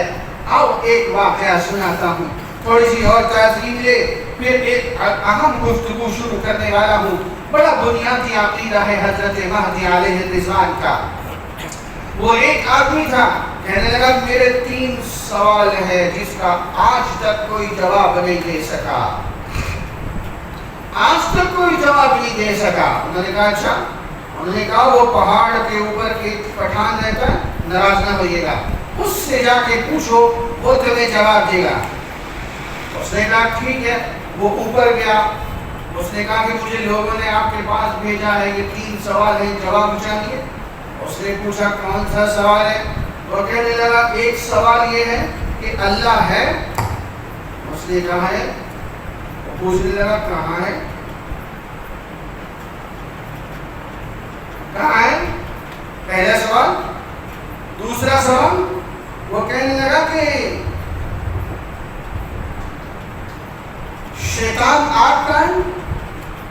اور جہنم بھی آ گئے، آگ کو آگ میں ڈال دیا، تو یہ کون سا عذاب ہو؟ دوسرا سوال۔ تیسرا سوال، کہنے لگے تو تقدیر میں ایک چیز لکھ دی گئی ہے کہ میں نے یہ کرنا ہے، تقدیر میں لکھ دی گئی ہے، پھر سزا کیوں؟ وہ پٹھان بڑا جلالی تھا، اور اس نے ایک پیالہ اٹھایا، مارا اس کے سینے میں، وہ چیختا ہوا نیچے آیا اور کہنے لگا کیسے بندے کے پاس بھیج دیا، میں نے سوال کیے، مجھے مار کے اس نے بھیج دیا واپس۔ محلے والے اکٹھے ہو گئے، چلے گئے، آؤ ہم آپ کے ساتھ چلتے ہیں، وہ تو بڑا عالم عالمی ہے، وہ کیسے اس طرح کی بات کر سکتا ہے؟ تو لے کے اس پٹھان صاحب کے پاس گئے، حضرت مولوی صاحب کے پاس، اور کہنے لگے کہ اس نے سوال پوچھے تھے، آپ نے بجائے جواب دینے کے پیالہ دے مارا، اور کہنے لگا میں نے تینوں سوالوں کے جواب دے دیے، تینوں سوالوں کے جواب دے دیے۔ اچھا، لوگ کہنے لگے وہ کس طرح؟ کہنے لگا اس سے پوچھو پہلا سوال کیا ہے، اور کہنے لگا پہلا سوال یہ اللہ ہے تو کہاں ہے؟ اور اس نے کہا میں نے جو اس کو پیالہ مارا یہ کہہ رہا مجھے درد ہو رہا ہے، دکھائے درد کا ہے، درد ہو رہا ہے؟ کہنے لگا ہو رہا ہے، کہاں؟ درد دکھاؤ، کہ وہ تو نہیں دکھا سکتا۔ کہنے لگا ایک سوال کا جواب مل گیا، کہنے لگا مل گیا۔ اس نے کہا پھر دوسرا سوال، مجھے یہ بتاؤ کہ شیطان بھی آج کا اور جہنم بھی آگ کی، تو آپ کو آگ میں ڈال دیا، اور کہنے لگا پیالہ بھی مٹی کا، یہ بھی مٹی کا بنا ہوا ہے، درد ہو رہا ہے کہ نہیں ہو رہا ہے؟ کہنے لگا ہو رہا ہے۔ دوسرے سوال کا جواب مل گیا، کہنے لگا مل گیا۔ کہنے لگا تیسرا سوال، پٹھان مولوی صاحب کہنے لگے جب تقدیر میں لکھا ہوا تھا اس کے لگنا ہی، روتا کیوں؟ جب لکھا ہوا تھا کہ لگنا ہے، اب روتا کیوں ہے؟ میں اس بحث کو روک کے گفتگو کے، یہ بھی عقیدے کا حصہ ہے، آج بھی اور کل یہ ہمارے عقیدے کا حصہ ہے۔ حضرت مہدی کون ہے؟ ذرا توجہ کے ساتھ، آج میرے پاس لوگ آئے، آج بھی اور کل بھی، آپ کے عباسیہ ٹاؤن میں، صدیق اکبر بلاک میں کچھ لوگ اکٹھے ہو رہے ہیں انجمن سرفروشان اسلام کے نام سے، اور وہ کہتے ہیں کہ ریاض گوہر شاہی مہدی ہے، وہ جو میرے نبی نے فرمایا مہدی آنا ہے وہ یہ مہدی ہے۔ ابھی کچھ عرصہ پہلے فیصل آباد میں ایک شخص گزرا، اس کا نام تھا یونس، 2008 یا 9 کی بات ہے، اس نے کہا میں مہدی۔ اس سے پہلے حیدرآباد میں ایک ڈاکیا گزرا، اس نے کہا میں مہدی ہوں۔ اس سے پہلے مرزا قادیانی گزرا، اس نے جہاں نبوت کا دعویٰ کیا وہاں مہدی ہونے کا بھی دعویٰ کیا کہ میں مہدی ہوں۔ آپ کی اگر کسی قادیانی سے گفتگو ہو جائے، وہ آگے سے یہ نہیں کہے گا کہ ہم مرزے کو نبی مانتے ہیں، نہیں، وہ پہلے مہدیت کی سیڑھی پہ چڑھائے گا، ہم مرزے کو امام مہدی مانتے ہیں، پھر اگلے سٹیپ پہ 2-4 مجلسوں کے بعد وہ آپ کو قائل کرے گا کہ ہم اس کو نبی نہیں مانتے ہیں۔ اصل مہدی کون ہے؟ میرے نبی نے فرمایا قیامت اس وقت تک قائم نہیں ہوگی جب تک یہ 10 بڑی علامات نہ واقع ہو جائیں۔ حضرت مہدی آئیں گے اور حضرت عیسیٰ علیہ السلام تشریف لائیں گے، دجال ظاہر ہوگا اور یاجوج ماجوج کی قوم نکلے گی۔ ان 4 پر آج اور کل تفصیل سے بحث ہوگی، اور اس کے بعد ایک دھواں اٹھے گا، اور اس کے بعد یہ سورج بجائے مشرق کے مغرب سے نکلے گا، اس کے بعد ایک جانور صفا پہاڑی سے آئے گا جو مسلمانوں کے چہرے پہ نشان لگائے گا اور نورانی کافروں کے چہرے پہ نشان لگائے گا. الزلزلہ پھر میرے رب کعبۃ اللہ کی حقیقت اٹھائے گا. ایک ٹھنڈی ہوا چلے گی، ایمان والے ختم، پھر کعبۃ اللہ کی حقیقت ختم. پھر ایک کالے رنگ کا حبشی اٹھے گا جو بیت اللہ کی عمارت کو گرائے گا. پھر ایک آگ نکلے گی جو حشر کے میدان کی طرف اکٹھا کرے گی اور سور پھونکا جائے گا. یہ کچھ تفصیل آپ کے سامنے آ چکی. اس میں حضرت مہدی کی تفصیل ابھی آ رہی ہے. کل کا ایک اہم مضمون ہے حضرت عیسیٰ علیہ السلام کیسے آئیں گے، یاجوج ماجوج کا مقابلہ کیسے کریں گے، دجال جو پوری دنیا پہ کنٹرول حاصل کرے گا اس سے مقابلہ عیسیٰ علیہ السلام کیسے کریں گے. قرآن مجید اور احادیث میں دلائل کہاں کہاں ہیں، یہ تفصیل سے کل کا بہت ہی اہم مضمون ہے. میں انتہائی مؤدبانہ گزارش کروں گا اپنے سارے نوجوان ساتھیوں سے، ماؤں بہنوں بیٹیوں سے، کل لازماً کوشش کر کے 10 بندوں کو لے کے آئیں. اس عقیدے پہ باطل بہت وار کر رہا ہے. کتنے ہی ناموں سے رہزن اٹھ کے رہبر کا روپ دھار کے میرے نوجوان کے عقیدے کو خراب کر رہے. کوئی حضرت مہدی کا انکار کرتا ہے، کوئی حیات عیسیٰ علیہ السلام کا انکار کرتا ہے. حیات عیسیٰ کا مضمون عقیدے کا اہم حصہ جو کل آئے گا. ابھی حضرت مہدی ذرا توجہ کے ساتھ میرے تمہید کی باتوں میں ایک دو باتیں عرض کر دی. آپ صلی اللہ علیہ وسلم نے فرمایا وہ جو مہدی آئیں گے ان کا نام کیا ہوگا. آپ علیہ السلام نے فرمایا یعطی اسمہ اسمی و اسم ابیہ اسم ابی او کما قال علیہ السلام. ابو داؤد میں موجود یہ حدیث مبارکہ. آپ علیہ السلام نے فرمایا وہ جو آئیں گے من اہل بیتی میرے اہل بیت میں سے ہوں گے ان کا نام، ذرا اس کو یاد کرنا ہے، یہ عقیدہ ہے، یہ ہوا میں چھوڑنے والی باتیں نہیں ہیں، عقیدہ ہے، مضبوط کرنا ہے. کل کوئی بات غلط بات رکھے آپ اس کو جواب دیں، خاموش نہ بیٹھیں، عقیدہ مضبوط کریں. یعطی اسمہ اسمی و اسم ابیہ اسم ابی او کما قال. آپ علیہ السلام نے فرمایا ان کا نام میرے نام کی طرح، ان کے والد کا نام میرے والد کے نام کی طرح ہوگا. کیا مطلب؟ ان کا نام محمد، والد کا نام عبداللہ. اور ایک اور حدیث میں ہے المہدی من عطرتی من ولد فاطمہ، حضرت مہدی میرے خاندان سے ہوں گے، حضرت فاطمہ الزہرا رضی اللہ تعالی عنہا کی اولاد میں سے ہوں گے. اور آپ علیہ السلام نے فرمایا المہدی من اہل البیت. یہ سنن ابو داؤد، آپ یہ ابن ماجہ کی روایت. آپ علیہ السلام نے فرمایا وہ میرے خاندان سے ہوں گے.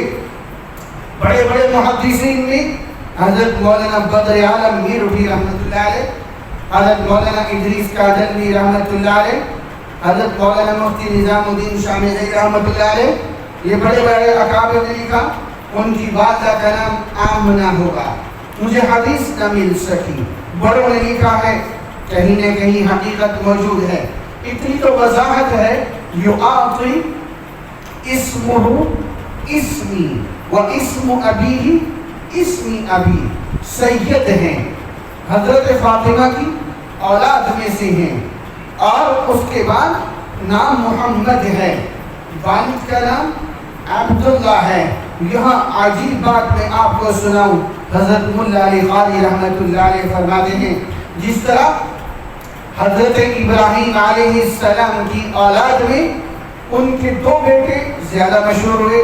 ایک اسحاق علیہ السلام جن کی اولاد میں انبیاء بنی اسرائیل آئے اور ہزاروں کی تعداد میں آئے.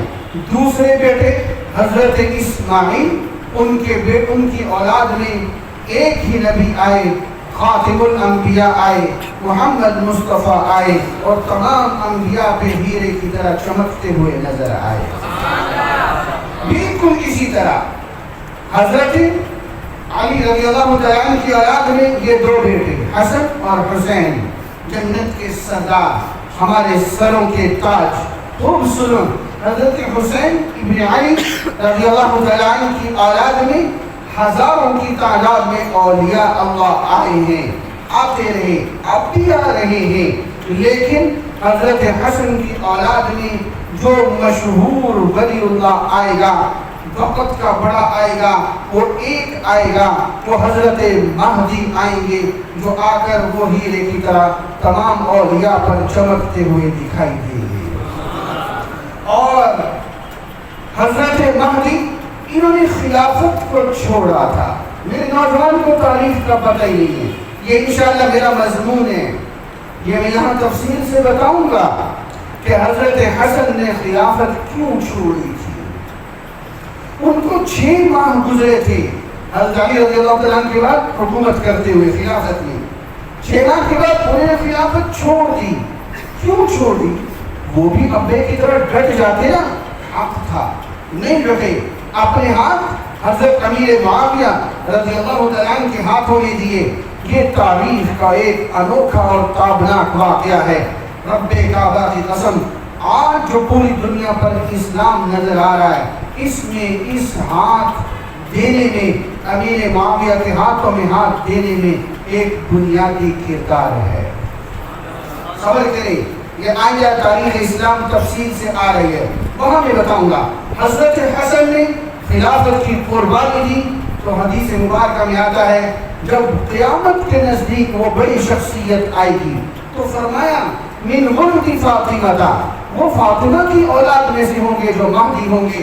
حضرت حسن نے حکومت چھوڑی تھی، اللہ کل کائنات کی حکومت اما فاطمہ کی اولاد میں حضرت مہدی کے حوالے فرما دی۔ اور یہاں ایک اور بات بھی سنی، ذرا توجہ سے سنیے گا، بے دھیانی سے سنو گے تو فتویٰ لگاؤ گے۔ حدیث مبارکہ میں آتا ہے حضرت حسین ابن علی رضی اللہ تعالیٰ عنہ، وہ نچلا دھڑ ان کا جسم مبارک میرے نبی کے مشابہ تھا، اور حضرت حسن رضی اللہ تعالیٰ عنہ کا چہرہ مبارک میرے نبی کے چہرے مبارک کے مشابہ تھا۔ پھر سمجھو، حضرت حسین رضی اللہ تعالیٰ عنہ کا نچلا دھڑ گلے سے نیچے میرے نبی سے مشابہ، نانا جان سے مشابہ، اور شکل مبارک حضرت حسن رضی اللہ تعالیٰ عنہ کی میرے نبی سے مشابہ۔ اور حدیث میں آتا ہے جو قیامت کے نزدیک حضرت مہدی آئیں گے من ولد فاطمہ، جو نسل در نسل حضرت فاطمہ کی اولاد جیسی ہوں گے، ان کی شکل حضرت حسن جیسی ہوگی۔ تو ان کی شکل حضرت حسن جیسی اور حضرت حسن کی شکل میرے نبی جیسی، تو صدیوں کے بعد کئی تصورات کی دنیا میں میرے نبی کے حسن کی ایک جھلک دیکھنا چاہے گا، حضرت مہدی کو دیکھے گا، میرے نبی کی حسن جھلک، ایک حسن کی جھلک اس کے سامنے آئے گی۔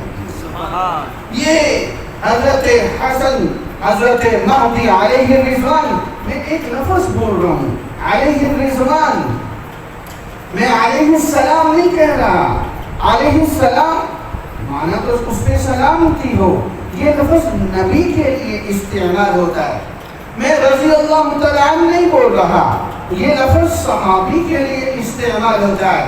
حضرت مہدی کی شان بڑی اونچی ہے، تو میں کیا کہوں، میرے بڑوں نے میرے منہ میں لفظ ڈالے ہیں، حضرت مہدی علیہ الرضوان کہنا ہے۔ کیا کہنا ہے؟ بولو بولو، حضرت مہدی علیہ الرضوان۔ یہ اصطلاحات کو بچا بچا کے چلو، اس میں عقیدے بچ بچ کے چلتے ہیں۔ حضرت مہدی کا حلیہ کیا ہوگا، یہ میرے نبی کیوں بتا رہے؟ کوئی دھوکہ نہ کھا لے، کوئی مرزے جیسے کانے کو مہدی نہ مان لے۔ میرے نبی نے فرمایا حضرت مہدی کا حلیہ کیسے ہوگا؟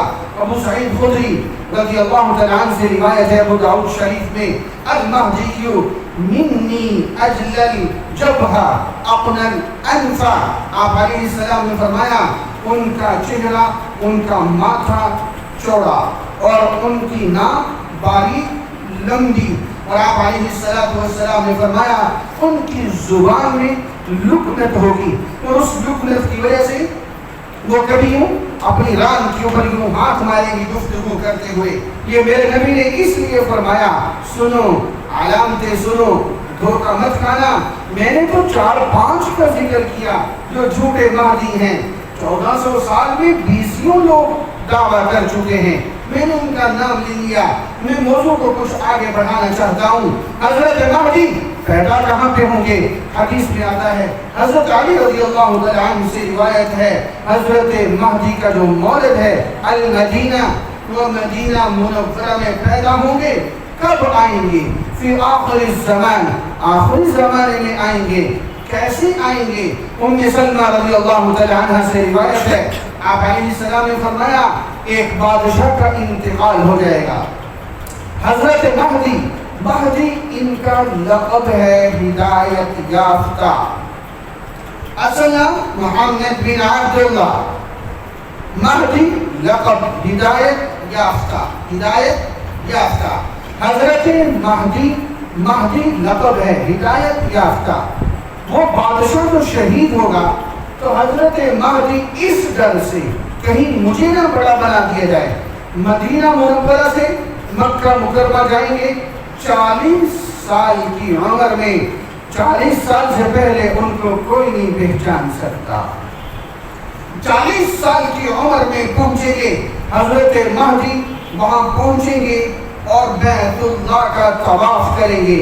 جب 7 چکر پورے ہوں گے تو مقام ابراہیم اور حجر اسود کے درمیان، جو حج عمرہ کر کے آئے وہ میری بات کو سمجھ رہے ہیں، مقام ابراہیم اور حجر اسود کے درمیان ان کو نیک لوگ پہچانیں گے۔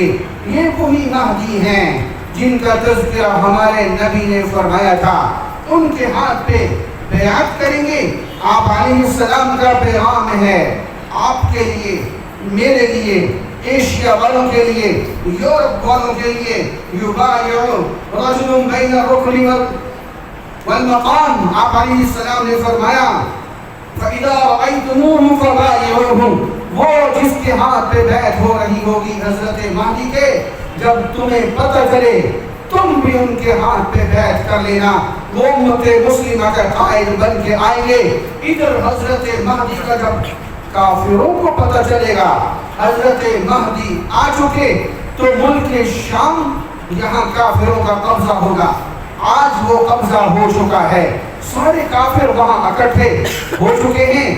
آج اس موقع پہ میں اور آج جمع ہیں، آج سے 2 سال پہلے بھی نہیں، آج جو ہم جمع ہیں، میرے نبی کی بہت ساری باتیں جو میرے نبی نے 1450 سال پہلے بتلائی تھی، آج ہم کھلی آنکھوں سے دیکھ رہے ہیں۔ آج ہم اس زمانے میں آ چکے ہیں۔ ملک کی شام پر کافروں کا قبضہ، کہاں برطانیہ، کہاں امریکہ، کہاں روس، سارے شام میں جمع ہیں۔ اور ادھر سے جب پتہ چلے گا مہدی آ چکے، ایک لشکر چلے گا، ایک لشکر چلے گا مدینہ منورہ کی جانب سے مکہ مکرمہ کی طرف۔ راستے میں ایک جگہ آتی ہے بیدا، دھیان سے سنیے، بیدا دال کے ساتھ، بعض لوگوں نے اس کو بیضا لکھا ہے ضاد کے ساتھ، وہ غلط ہے، یہ بیدا ہے دال کے ساتھ۔ جب یہ کافروں کا لشکر اس مقام پہ پہنچے گا، اللہ تعالیٰ زمین کو حکم فرمائیں گے، یہ زمین پھٹے گی اور کافروں کا لشکر اللہ زمین کے اندر دھنسا دے گا۔ ایک باقی بچے گا، ایک وہ لوگوں کو بتائے گا، وہ لاکھوں کا کافروں کا لشکر دھنسا دیا گیا۔ ادھر حضرت مہدی کے ہاتھ پہ بیعت کریں گے، ان کو پہچانیں گے کون، یہ بھی میرے نبی نے بتایا ہے۔ ان کا تعلق شام اور عراق کے نیک لوگوں سے ہوگا، بیعت ہوگی، حضرت مہدی وہاں سے چلیں گے ملک شام کی طرف تاکہ وہاں پر دوبارہ سے اسلام کا نفاذ ہو سکے۔ یہ وہ تیسری جنگ عظیم ہے۔ امریکہ کا صدر اس جنگ کا نام لیتا رہا، ارمجدون کے نام سے یہودی عیسائی، مسلمان، تینوں کے مذہبی لٹریچر میں اس جنگ کا تذکرہ موجود ہے۔ اتنی ہولناک جنگ ہونے والی ہے، میرے نبی نے فرمایا اگر کسی خاندان کے 100 افراد ہوں گے، 99 مارے جائیں گے، صرف ایک باقی بچے گا۔ وہ جنگ شروع ہو چکی ہے، ہم نے اخباروں میں پڑھا ہے شام کے بعد مسلمان علاقوں میں ایسے کیمیائی حملے ہوئے، پوری بستی ہلاک، کوئی لاش اٹھانے والا نہیں تھا۔ یہ جنگ اور بڑھ گئی ہے، لیکن میرے نبی نے فرمایا ایک لشکر جو خراسان سے اٹھنا ہے، خراسان کس کو کہتے ہیں؟ یہ جو افغانستان ہے، میرے نبی نے فرمایا ایک لشکر یہاں سے اٹھے گا، حضرت مہدی کی مدد کے لیے پہنچے گا اور بیت المقدس تک اسلام کا جھنڈا گاڑتا ہوا جائے گا۔ آپ نہیں سمجھتے یہ جو آج کفر چیخ رہا ہے، ہم ان کے اکاؤنٹ منجمد کر دیں گے۔ میرے رب کی طاقت سے ٹکر لیتے ہو، 50 ملکوں کو شکست دی ہے، رب ہے کہ نہیں ہے کہ نہیں؟ پھر ہمارا رب، یہ لشکر اٹھنا ہے، اس نے پہنچنا ہے۔ ادھر سے حضرت مہدی، میرے نبی نے فرمایا 3 لشکر بھیجیں گے، حضرت مہدی فتح نہیں ملے گی، پھر 4تھا لشکر روانہ فرمائیں گے، اللہ اس لشکر کو فتح عطا فرمائیں گے۔ اس تیسری جنگ عظیم میں فتح مسلمانوں کی ہونی ہے۔ انشاءاللہ نہیں کہو بے شک، انشاءاللہ ماں کہتے جہاں کچھ پک ہو، میرے نبی کا فرمان ہے۔ آپ میری آواز کو سن رہے ہیں، میری آواز میں شک ہو سکتا ہے، میرے نبی کے فرمان میں شک نہیں ہو سکتا۔ میرے عزیز ایمان کا درد رکھنے والے، تو سن، ہاں یہاں سے اسلام کی گڈی چڑھے گی، یہاں سے اسلام کو عروج ملنا شروع ہوگا۔ یہ جو آج حالات ہیں یہ عارضی ہیں، یہ سخت حالات کیوں بنتے ہیں؟ میرا رب قرآن میں کہتا ہے ابتلی المؤمنون، میں ایمان والوں کو آزماتا ہوں، حالات سخت دیتا ہوں، ٹوپی پگڑی والے کے خلاف ماحول بن جاتا ہے، پھر میں آزماتا ہوں۔ یہ چڑھتے سورج کے پجاری ہیں، جب اللہ اکبر کا نعرہ لگاتے ہیں، ان کا قلم حق والوں کے لیے لکھتا ہے، جب باطل کے لیے لکھتا ہے۔ ان کے بچے دین کے لیے وقف ہوتے ہیں یا ناچ گانے کے سکولوں میں جاتے ہیں۔ ہاں ان کی گفتگو نیچی مجلس اللہ والوں کے لیے ہوتی ہے، یہ باطل اسلام دشمنوں کے لیے ہوتی ہے۔ ابتلیہ، میں آزماتا ہوں، یہ آزمائش کا وقت ختم ہونے والا ہے۔ حضرت مہدی کی طرف فتح فرمائیں گے، یہاں سے قسطنطنیہ جائیں گے۔ قسطنطنیہ ترکی کا شہر ہے، آج وہ اس جنگ کا حصہ بن چکا ہے۔ قسطنطنیہ پر کافروں کا قبضہ ہو جانا ہے، اس کو مسلمان بآسانی فتح کریں گے۔ وہاں حضرت مہدی کو اطلاع ملے گی دجال آ گیا۔ کون ہے دجال؟ یہ میرا کل کا مضمون ہے۔ دجال آ گیا، میرے نبی نے فرمایا 30 جھوٹے نبوت کے دعوے دار آئیں گے، مرزا قادیانی سے تک، مسلمہ سے مرزا قادیانی تک، ابھی 25 کے قریب آئے ہیں، ابھی 4-5 اور بھی آنے ہیں۔ ان میں 30واں نمبر دجال کا ہے۔ میں نے آپ سے وعدہ کیا ہوا ہے ان جھوٹے نبوت کے دعوے داروں کی تاریخ میں یہاں بیان کروں گا آئندہ دنوں میں انشاءاللہ۔ میں بتاؤں گا امت کے کارنامے، کیسے میرے نبی کی ختم نبوت کی حفاظت کی ہے۔ ان میں 30واں نمبر دجال کا، یہ آج بھی موجود ہے۔ حضرت تمیم داری رضی اللہ تعالیٰ عنہ کی ملاقات ہے، سمندری سفر پر جا رہے تھے صحابہ، کشتی طوفانی لہروں کا شکار ہوئی، یہ ایک جزیرے پہ پہنچے، وہاں عجیب الخلقت انسان وہاں پہ جھگڑا ہوا. حضرت مہدی نہ حضرت تمیم داری رضی اللہ تعالیٰ عنہ ملتے ہیں. مجھے پرچی نہیں پکڑا ہوں، میں نے منع کیا ہے، مجھے تیسرے پرچی دینی ہے، میرے درس کے بعد دے، ساری بات میرے ذہن سے نکل جاتی ہے، میں پتہ نہیں کیا بتا رہا ہوں. حضرت تمیم داری رضی اللہ تعالیٰ عنہ اس سے ملے. یہ دجال تھا، زنجیروں میں جکڑا ہوا. اس نے پوچھا کیا کھجوروں والے شہر میں نبی آ چکے؟ صحابی نے کہا آ چکے. وہ دجال کہنے لگا پھر میری رہائی کا وقت نزدیک آ چکا. اس نے اور سوالات بھی کیے.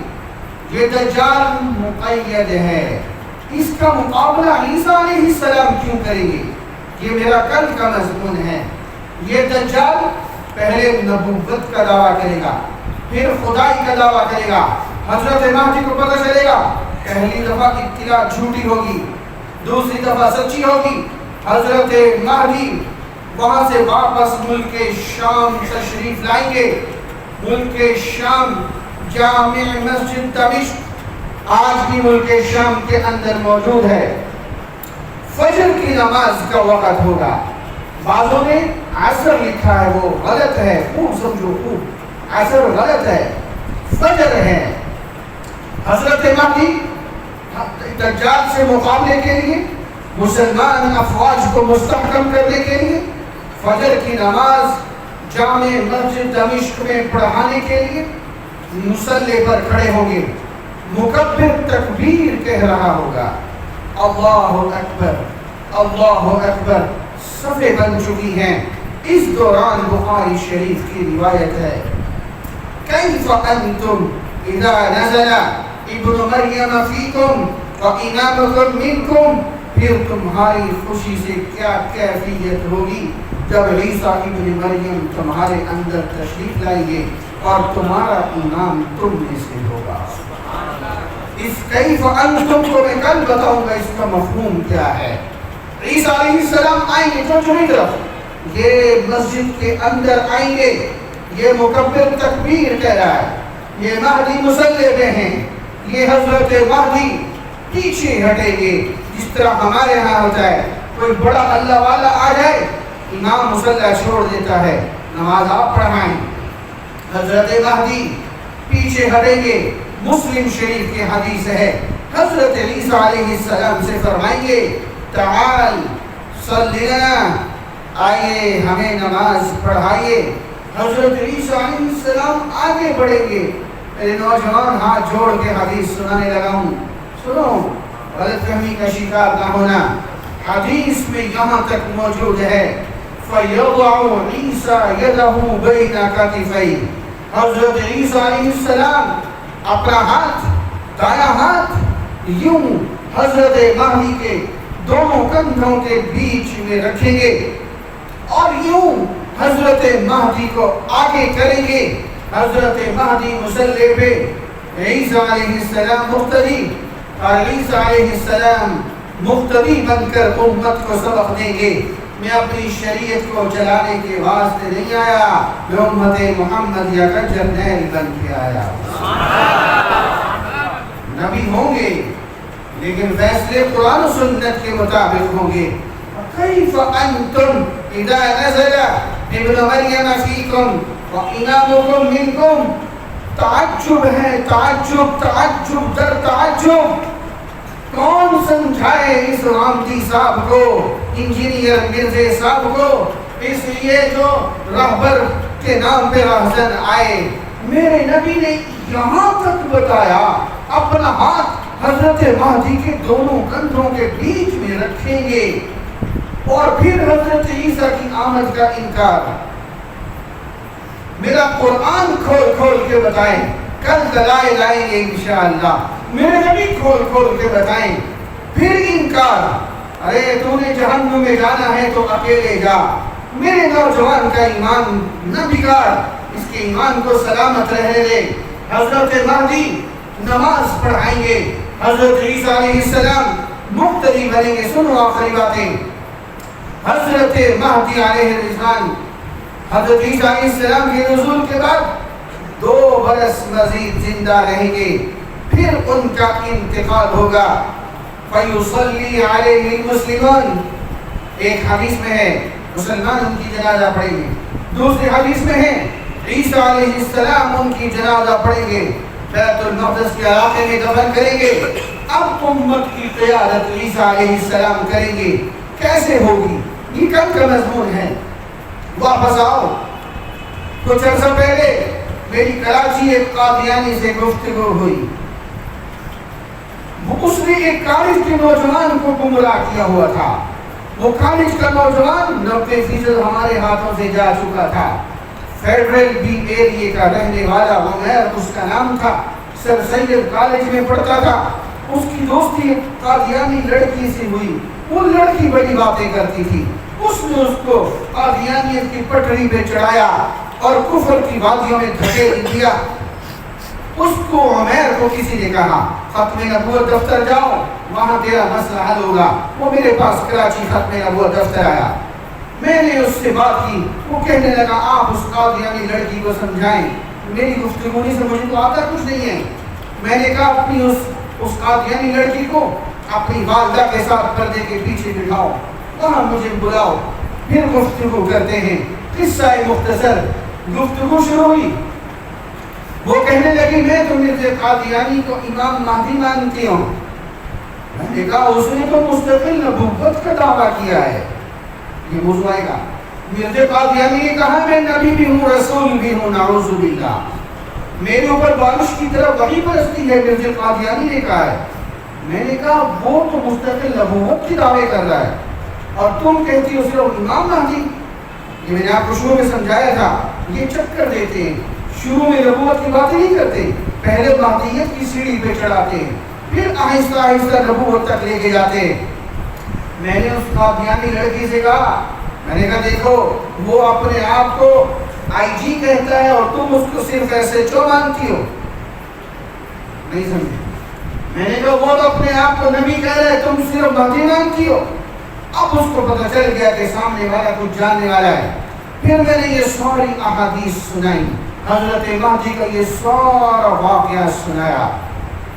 اب میں نے اس سے پوچھا, میں نے کہا بتاؤ جس مہدی نے آنا ہے, میرے نوجوان یاد کرو اس کو. میں نے کہا جس مہدی نے آنا ہے ان کا نام محمد, والد کا نام عبداللہ, میں نے کہا مرزا کا نام غلام احمد, باپ کا نام غلام مرتضیٰ. میں نے کہا جس مہدی نے آنا ہے وہ سید مرزا مغل, جس مہدی نے آنا ہے وہ مدینہ منورہ پیدا ہوں گے. یہ مرزا قادیان انڈیا میں پیدا ہوا. جس مہدی نے آنا ہے وہ مدینہ منورہ سے مکہ مکرمہ جائیں گے, کعبۃ اللہ کا طواف کریں گے. مرزا ساری زندگی نہ ادھر جا سکا, نہ مدینہ جا سکا, نہ مکہ جا سکا, نہ طواف کر سکا. میں نے کہا حضرت مہدی شام میں جہاد کریں گے. مرزا نے انگریزوں کی ٹاؤٹی نے جہاد کو حرام قرار دے دیا. شام میں جانا تو دور کی بات ہے. حضرت مہدی قسطنطنیہ میں جہاد کریں گے, مرزا نہ کر سکا. حضرت مہدی کی زندگی میں عیسیٰ علیہ السلام آئیں گے, مرزا کی زندگی میں تو نہ آئے. میں نے کہا حضرت مہدی ان کی زندگی میں دجال آئے گا, مرزا کی زندگی میں نہ آیا. میں نے کہا حضرت مہدی کی زندگی میں عیسیٰ علیہ السلام نازل ہوں گے, مرزا کی زندگی میں نہ آئے. میں نے کہا حضرت مہدی کی ٹوٹل عمر 49 برس اور مرزا تقریباً 70 برس کا. میں نے کہا کوئی ایک علامت بھی پوری ہوئی؟ اب وہ قادیانی لڑکی خاموش. میں نے کہا کوئی ایک علامت بھی پوری ہوئی؟ وہ خاموش. مجھے کہنے لگی مولوی صاحب اگر اس زمانے میں مرزا قادیانی بیت اللہ چلا جاتا تو پتہ وہاں کے حکمران اس کے ساتھ کیا کرتے, پتہ کیا کرتے؟ میں نے کہا کیا کرتے؟ گردن اڑا دیتے. میں نے کہا سن, میرا رب جب کردے پہ آتا ہے نا تو فرعون کے گھر میں موسیٰ کو پال کے دکھاتا ہے. میرے نبی کا کہا ہوا غلط نہیں ہو سکتا. ایک علامت بھی حضرت مہدی والی مرزے میں نہیں ہے, ایک علامت بھی حضرت مہدی والی اس گوہر شاہی میں نہیں ہے جو عباس ٹاؤن میں گمراہ کر رہا ہے, جو مجمع میں میرے ساتھی مسلمان بھائی موجود ہیں ایجنسیوں کے، نوٹ کریں، عباسیہ ٹاؤن میں میرے نوجوانوں کے ایمانوں سے کھیلا جا رہا ہے، پاکستان کی عدالتوں میں گوہر شاہی فطرے کے خلاف فیصلے دیے ہوئے ہیں، یہ کیوں یہاں پہ تبلیغ کر رہے ہیں؟ ان کو بیان ہونا چاہیے کہ نہیں ہونا چاہیے؟ ہونا چاہیے۔ اللہ ہمارے ایمانوں کی حفاظت فرمائے۔ اس طرح آج عقائد کی گفتگو ہوئی ہے، کل اس سے زیادہ اہم گفتگو ہے، اوروں کو دعوت دے کے آئیں گے انشاءاللہ، دعوت دے کے آئیں گے انشاءاللہ۔ اللہ تعالی ہم سب کا بھی بیٹھنا قبول فرمائے۔ الحمدللہ رب العالمین والعاقبۃ للمتقین والصلاة والسلام على سید الرسل وخاتم النبیین۔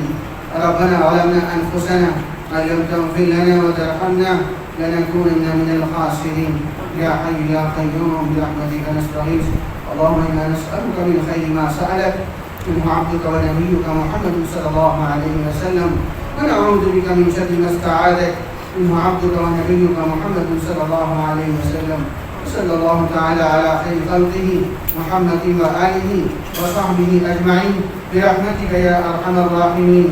کسی ساتھی کے ذہن میں کوئی سوال ہو تو لکھ کر بعد میں مجھے دیں، انشاءاللہ آپ کے سوالوں کے جواب ایک دن لازمی آئیں گے انشاءاللہ۔